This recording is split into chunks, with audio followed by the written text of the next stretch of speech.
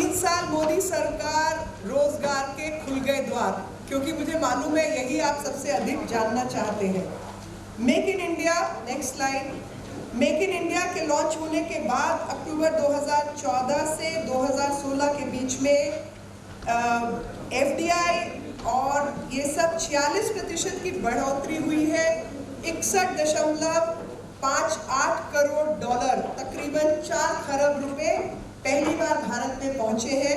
पहली बार भारत में make in India के तहत भारतीय कंपनी पुंज लॉयड इजरायली वेपन कंपनी के साथ मिलकर घातक राइफल हम लोग बनाने जा रहे हैं। आप अंदाजा लगाइए कि भारत का एक बहुत बड़ा जो बिल है, जो हम बजट का हिस्सा है, वो पड़ोसियों को तो आप बदल नहीं सकते, पड़ोसी तो रहेंगे आपके पड़ोसी, लेकिन पड़ोसियों को जब आपको पता है कि आपका पड़ोसी ऐसा है तो क्या करना चाहिए? अपने घर में हथियार असला रखेंगे।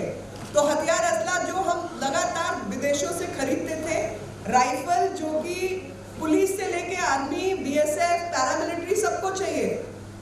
70 साल की आज़ादी के बाद जहां पर इसरो के द्वारा रॉकेट हमने अंतरिक्ष में पहुंचा दिए, IIT में बेहतर से बेहतर इंजीनियर्स पैदा किए, लेकिन राइफल नहीं बना रहे थे हम।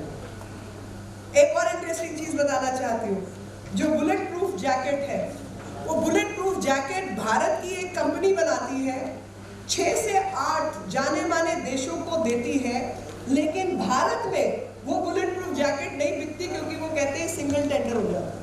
हम विदेशों से बुलेट प्रूफ जैकेट खरीदते हैं। ये ऐसी व्यवस्थाएं भी इस देश में रही है। Next slide.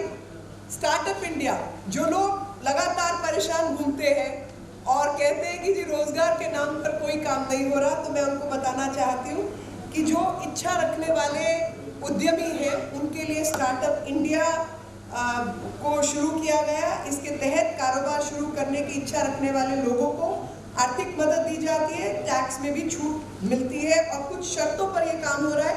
कई बार स्टार्टअप में जब नए लोग जुड़ते हैं, कुछ शर्तों का पालन शायद वो नहीं कर पा रहे, लेकिन इसमें हमको और अधिक व्यवस्था के रूप में काम करने की आवश्यकता है। डिजिटल इंडिया की दृष्टि से हर गांव और हर ई क्रांति के माध्यम से महानगर के जो शहरों की इकाइयां हैं उन तक हम युवाओं को रोजगार उपलब्ध करा रहे हैं और इसी तरह पर्यटन के क्षेत्र में भी डिजिटल क्रांति के नए बाजार खोलकर युवाओं को रोजगार के काफी अवसर दिए जा रहे हैं। मेरी इस विषय पर हमारे जो टूरिज्म के मंत्री हैं महेश शर्मा जी, उनसे बात हुई एक ऐप को लेकर, तो उन्होंने कहा जी हम पूरा एक पोर्टल ही बना रहे हैं। जितना हमारे देश में पर्यटन है, उस पर्यटन में गाइड कौन होगा, किस शहर में क्या है, रेलवे लाइन कितनी दूर है, बस स्टैंड कहाँ है, कौन सी फ्लाइट वहाँ जाती है, इसको हम एक पोर्टल के रूप में लेके आ रहे हैं और कुछ ही दिनों में हम ये घोषणा करने जा रहे हैं। मुद्रा योजना से जो लोगों को मदद मिल रही है वो 10 लाख रुपए तक के लोन दिए जाते हैं। इस योजना के तहत 3 तरह के लोन है, शिशु, किशोर और तरुण। शिशु 50,000 तक का लोन है, 50,000 से 5 लाख तक का किशोर है और 5 लाख से 10 लाख रुपए तक का जो है वो तरुण है।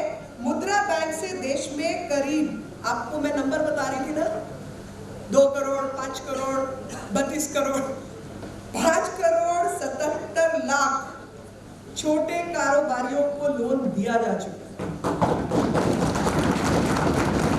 5 करोड़ लोगों को घर बैठे लोन मिलना, ये बड़ी बात है जी, नहीं तो बैंक के अंदर 5 करोड़ लोग नहीं जा सकते थे।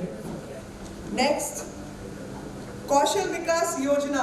कौशल विकास योजना में 21 मंत्रालय और 50 विभाग कौशल विकास में कार्यरत है और इसमें तकरीबन 12,000 करोड़ रुपए का बजट है और 12,000 करोड़ के बजट में प्रधानमंत्री कौशल विकास योजना प्रारंभ की गई है। 20 लाख से अधिक युवक पहले से 20 लाख लाभान्वित हो चुके हैं। इसके तहत देश भर में पहले 978 रोजगार कार्यालय राष्ट्रीय करियर सेवा पोर्टल के लिए काम कर रहे हैं। नेक्स्ट,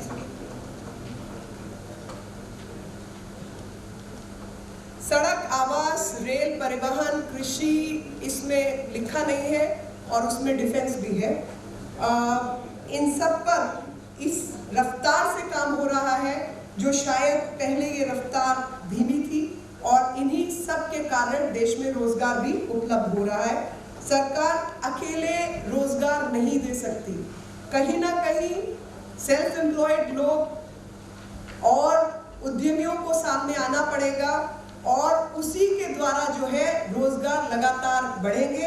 जब 5 करोड़ से अधिक लोगों को लोन मिलेगा तो हर एक व्यक्ति काम पे जाता है तो अकेले दुकान नहीं चलती, 2, 4, 5 लोगों को वो नौकरी देता है और उसी के जरिए रोजगार बढ़ रहा है। लेकिन नौकरी केवल मिलना रोजगार नहीं है। अपने तरीके से जो उद्यमी अपने काम कर रहे हैं और सबको उद्यम करके पैसा कमाने का मौका इस सरकार ने दिया है, जिससे पूरे देश का विकास हो रहा है। रोजगार के प्रति जो चिंता है उसका असर भी है और केंद्रीय कैबिनेट में प्रस्तावों पर लगातार अमल करके रोजगार इस पर बल्कि बाकायदा बैठकें से लेकर काम चल रहे हैं और ग्रोथ जो है वो खाली ग्रोथ ना हो बल्कि रोजगार के साथ और हर घर परिवार में उस ग्रोथ का फायदा मिले। केवल जीडीपी ना बढ़े, जीडीपी तो बढ़े लेकिन जीडीपी का लाभ नीचे से नीचे स्तर के व्यक्ति को मिले। गरीब, किसान, मजदूर, दलित केवल वोट बैंक नहीं है बल्कि हमारी आस्था है। जिन लोगों के लिए, जिस सामाजिक दृष्टिकोण को बदलने के लिए ये सरकार आई है, उस सरकार का काम ही तब पूरा होगा जब गरीब, किसान, मजदूर, दलित, महिला सुख का जीवन व्यतीत कर सके। और यहाँ उपस्थित मेरे जितने भाई बहन हैं उनको भी पूरा विश्वास है कि इन सब विषयों पर लगातार सरकार काम कर रही है और सामाजिक समरसता के विषय में जो काम हो रहे हैं वो भी आपके सामने है। जब ज्यादा उछल कूद बढ़ती है तो उसका समझ लीजिए जिन लोगों के हाथ से सत्ता गई है वो आसानी से बैठने वाले तो नहीं है।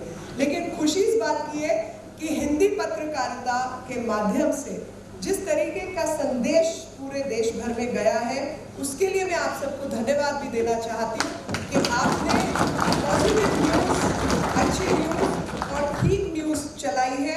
कुछ विषयों पर और जिसको कहते हैं सकारात्मक रवैये से कुछ चीज़ों पर अगर आप प्रश्न लगाते हैं तो उससे देश की तरक्की ही होगी, देश का लाभ ही होगा।